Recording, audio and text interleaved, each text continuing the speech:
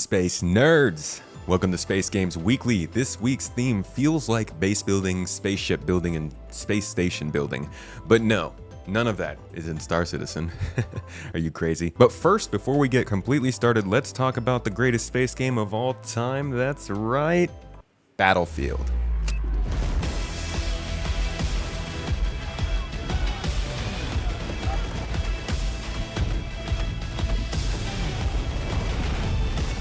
No, okay, I'm kidding. I wish. I'm not taking that turn with this channel. This is not a sponsored video. We're not doing that yet. But I am a huge fan of Battlefield. I played it a ton as a kid, 3 and 4 specifically, and I am over the Crusadian moons that there is a new one coming out that looks like it's getting back to the roots. We got a ton of people in the Discord looking forward to it. But if you guys also like that game, consider joining us, hanging out in the community and the beta and when the game releases. But why don't we get to some actual space game news? Today we're actually kicking things off with Starfield. Yes, that game sometimes comes up in my mind before I realize that I still have the Mass Effect Legendary Edition that I can just go play for my space RPG needs, and also if I want to sit in some loading screens. Speaking of loading screens though, we have a little bit of leaked information coming from Reddit user XTC Refugee, who crawled through the files and actually found some references to a cruise mode coming to ships that might possibly hint at seamless planet-to-planet travel. Yeah, I know, it's not going to change the whole game for anybody, but let me know down in the comments, is that enough to get you interested in coming back to this game, or are you going to need a little bit more? Because it might not even come to the game, you never know with leaks like these. There are a couple hints in there of the code that possibly says that we might be flying from one planet to another, but it could also just be something that, you know, finds its way into the sequel, which might be something that we see sometime in the next 15 to 20 years. I don't know, Bethesda takes a while. Who am I kidding? You know who takes a while? Star Citizen. Over in the land of development, CIG is officially extending their resource rush event from 4.2.1 into 4.3, as can be seen on the 4.3 loading screen right here. Because the in-game news organizations are actually the more reliable news source than, you know, that fictional game company with CIG. I don't know who that is. We also got a sneak peek at the new ship coming in that same loading screen, and I'm so proud of them for choosing the correct model to go forward with this concept. It's a really good looking ship. I think a lot of people are probably going to pick it up, but of course, don't do it if you don't want it. It'll come to the game eventually. You can just keep playing, you know? If you want to see the whole story about how this ship came together and why Model A was great and what the other versions of this ship could have been, I got that video over there for you on Space Tomato 2. Also in Star Citizen, 4.3 is in the PTU. That's how we saw that loading screen. It's including new locations which act as vertically scaled dungeons with story elements and some pretty nice creepy atmosphere.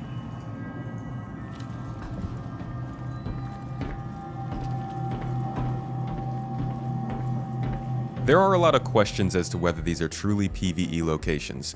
In Star Citizen, we're not going to get that until we have instancing. And because these locations probably were supposed to be instanced but ended up not being, that means they're not truly PvE. That being said, I've been in there for 20 hours, haven't seen anybody else, and the people who I have heard see other people generally come to an agreement and just move along without shooting each other. That's not to say there aren't groups of assholes in there who are trying to kill everybody, but more often than not, I don't think you're gonna run into that. If you want the full breakdown on these locations though, check out the video I released on this channel just a few days ago. Elsewhere a few days ago, the monthly report got released. Every month, Star Citizen puts out what's going on in development, and honestly, this is the last vestige of open development we even get from the company, so I like to round up the most important news for you that's coming from that. And the biggest point that I think is that engineering looks like it is reportedly getting closer to an EPTU release, something we've been waiting for, I want to say since 4 years ago, but then I want to say since 2 years ago, and then I want to say since 3 months ago. Hit a certain deadline that we set ourselves, that is sooner than later.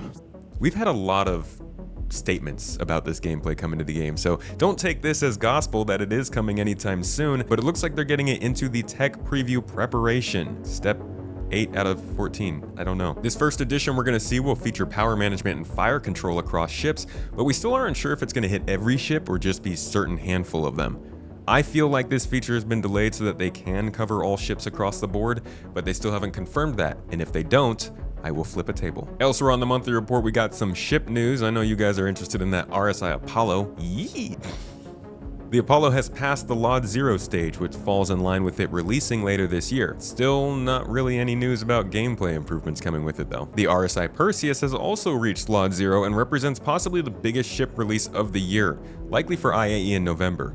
And when I say big, I mean both in terms of size of the ship and also how hyped people are for it. I mean, there's even windows on the ship. People love windows in their spaceships. And while we did get an update on the Ironclad, which I know a lot of people are foaming at the mouth for, considering it is still looking like it's in white box phase, at the size that it is, I'm thinking it's safe to say that's a 2026 release. Don't crucify me, just trying to be realistic. Maybe I'll be surprised. Those are like the really quick highlights, but if you want some more news on economy, flight model, hacking, AI, and other core gameplay stuff, even the inventory progress, go check it out over on Space Tomato 2. I did a whole read through with all of the worthless rambles that you can imagine. Finally, Star Citizen Ships Showdown is live. If you like spaceships, this one's for you. You get to go vote on them and declare your dominance as you back the winner all the way up to the front line, which is probably going to be the Polaris this year. But hey, it's up to you guys to make that call. Check it out down below. Okay, Star Rupture. You guys have been poking me about this one. Possibly the next big factory building game coming from the makers of Green Hell, an immersive single and multiplayer survival game known for its incredibly in-depth crafting and difficult survival mechanics. This one at its core is a base building game with a pretty heavy sci-fi slant. It's got that standard loop with some nice nuance to it. Extract, build, defend, research new tech, explore, and then repeat. Slowly working on building up a base that's fully automated and doing your dirty work for you while you get to go along and find the local population and eliminate them with your wonderful tools of destruction. Now, you're not going to be flying off and exploring other worlds in this one. It's not like that much of a space game. But as I dig deeper, the atmosphere and vibe of this game seems to be delivering something that I really want from a base builder, and I didn't really know. It actually might be a little bit more interesting to me than Satisfactory. No disrespect to the GOAT. It's much more extraterrestrial. It feels like you're actually on an alien world, and even the tech that you're looking at feels more beep boop. It's definitely going to gain comparisons to Satisfactory and Factorio, but this seems to aim for a more sci-fi spacey vibe than the others, which lands it on our wish list and apparently many others, with about 46,000 people following it on Steam alone right now. I don't know wishlist figures, but it seems with how many people messaged me about this over the last week, it's got a lot of excitement. The buildings, designs, and technology that they put on the forefront draw me in more than other building games. And there's some really nice features here. The power is actually routed through the foundation itself rather than needing to set up separate power lines. Machines can actually prioritize where you're sending your resources throughout your network rather than having to build separate channels for each delivery you want to make. The rails that you're using for those deliveries are potentially bi-directional, and a standalone drone view lets you build from a bird's eye view when needed. Honestly, that is phenomenal. I love that. The first-person view is great for a game, but building from a more RTS-based point of view is going to make things a lot easier. All of this meant to generally give you a less cumbersome and tedious building process, leaving you again for more time to eradicate the local population. And eradication we do. Combat is usually the least interesting part of these games to me. It generally looks pretty good in trailers, sure, and makes for great marketing, but more often than not, it's just kind of a flashy distraction from the good stuff. It does appear here that we do have plenty of customization options for the weapons we're using, and there's a lot going on in the world around you. That being said, I'm still waiting to see if combat will be more than just a deterrent. I keep talking about this world around you, but I really do love how much focus they're putting on the idea that the world is more than just a little backdrop for you. Going a step beyond some other games I've played here, there's a history to the world that you're visiting. There are abandoned corporate bases from previous attempts at mining the planet that have things you can discover and find, and hopefully some storylines that you can follow at some point. An open playtest for this game has been running for the last couple of weeks, ending the day that this video releases. Sorry about that, guys. And while I haven't gotten to try it out myself, I will be keeping an eye on this up until release, so rest assured we'll be covering it on this channel and over on Space Tomato 2. Back to a classic and one of the favorites of this channel, JumpShip, is now JumpSpace. Trademark problems and woes and business stuff. Honestly, I like the name JumpSpace. It's got a nice ring to it. This news coming from a Discord live show they did last week where they answered some questions that maybe weren't too groundbreaking, but did give some good insight into the game. One of the first things that I got to hear when I jumped in was that you are paying money for this game, and so you're gonna get the whole game. They're not trying to DLC you, nickel and dime you, do all this sort of microtransaction stuff. But I did ask about macrotransactions. So what is the supporter package? We will have macro transactions, only big buys. But they did never say no. New spaceships for sale, anyone? Actually, speaking of spaceships, they did confirm again that they are putting in other spaceships in the game. Only 2 are announced for launch, with one smaller one coming on top of the one that we already have, but they do want to create more spaceships for this game. They're really just looking to see how the support goes and how people are excited for it. Speaking of support, they did say that they'll be creating special supporter packs for those who want to help the game go further, because they're not going to be doing a whole big store for people to pour money into, but people were definitely asking in the chat, and I think that's good. A great game should get enough money to keep doing more great game stuff, you know? The devs have also specifically named Deep Rock Galactic as one of their big inspirations for how they're making this game and how they want to fund it and support it, specifically with skins and the monetization models that Deep Rock Galactic uses. Now, you could call that stuff microtransactions. I'm just a messenger here. And honestly, it just sounds like they want to keep a good relationship with their player base. I hope that remains true up until and after the launch. Speaking of launch, they mentioned that that will be announced at Gamescom this month, and I would like to try and get somebody on the podcast from over there, over on Space Tomato 2. Comes out every Monday, go check it out. To wrap things up, the last little bits of information we got were that the flight model is pretty basic at the moment, but they do want to add the ability to give you more control over your flight and make things more challenging for you if you want a more complex flight model. And it was made clear that there will be no crossplay or cross progression between Steam and Xbox in this game, which is a bummer because I constantly find myself wondering where to get the games that I want to play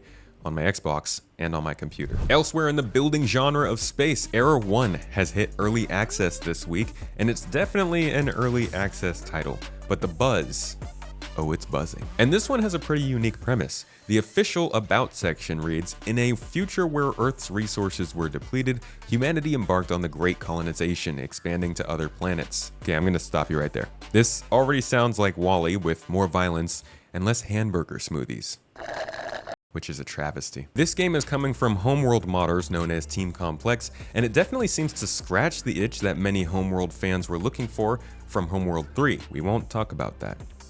I'm sorry. This one definitely has the more strategy-focused space nerds interested, with the goal of building space bases, full-on ship fleets, customizing your own ships, and engaging in massive battles to keep the human race alive and thriving in our best friend, space. It's our best friend. Essentially, you're trying to rebuild humanity while at constant threat of losing resources and being attacked by humanity.